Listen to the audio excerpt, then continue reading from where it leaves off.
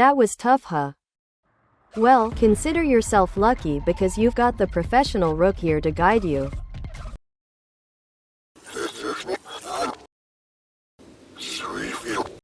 What exactly am I? Well, what exactly are you? You are UESC, I am UESC, you are a runner, I am a runner, we are the same things, rookie. All you need to know is that I'm here to help you, that is all, okay? So normally as Rook you'll drop into a match that's already in progress as a solo player in a squad lobby. And as a scavenger, your experience usually comes down to avoiding confrontation or desperately begging for mercy from that one Arachne squad that already slaughtered everyone in the lobby for the past 15 minutes. Gather everything that was left behind and hope that you will get lucky enough to find some good loot. That's how a beta droid would play. These guys have all the loot on them, why bother scraping trash when you could take their hard-earned riches for yourself? Of course, facing a formidable 1v3 situation as Rook seems impossible, but if you let the professionals show you how it's done, you'll quickly realize just how formidable Rook can be.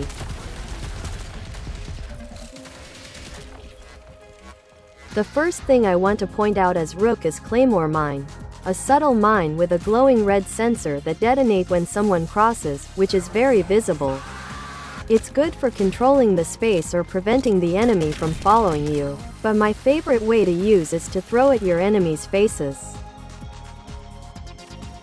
This can be pretty hard to use with the timing and can be tricky to pull off. The trick is to hold your claymore beforehand so when the enemy come you can immediately turn them into a zip bag.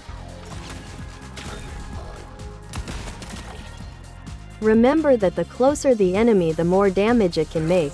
This thing can literally one-shot a free kid at point blank, making it a lot easier to handle a 1v3 situation.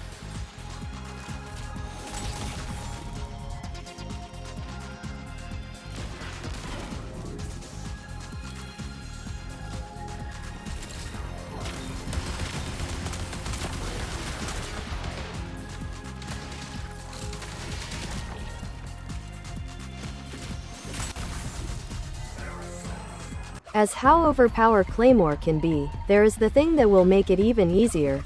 Another Rook. Believe it or not, there is a lot of us in the map. Like a lot. And with the meta that these human killing each other to secure the map for themselves, while Rook will just spawn more and more as the match go on, resulting in Rook will outnumber eventually. Of course a lot of time Rooks can be hostile to each other, but if you ask me, I am a big Rook believer. Even if you think they are hostile, I would recommend just avoiding them. Yes, the hostile ones can be useful, the more Rook on the map the better. Like this Rook here minding his own business and gets annihilated by a squad that I'm messing with, and somehow these guys forget about me and start going for that Rook as if he's gonna have something on his bag.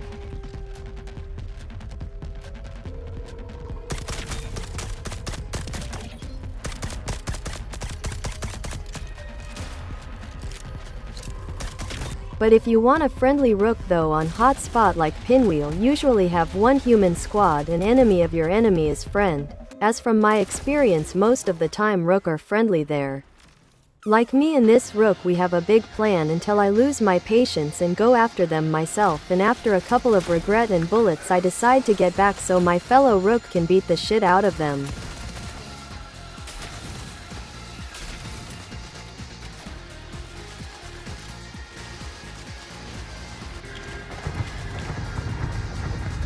Let's look at your tactical skill, a temporary holodisplay mask to deceive UESC forces, making them unaware of your presence.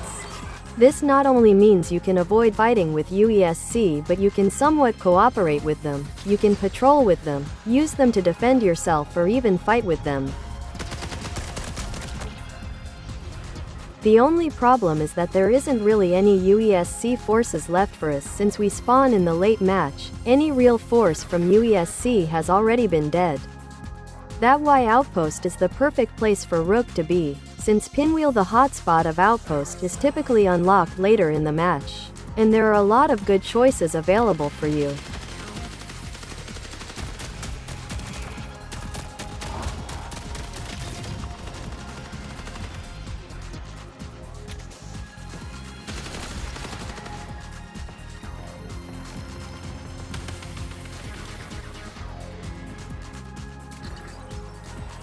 And upgrade your faction, get your shotgun and a lot of other stuff. And remember, you have nothing to lose but your chains.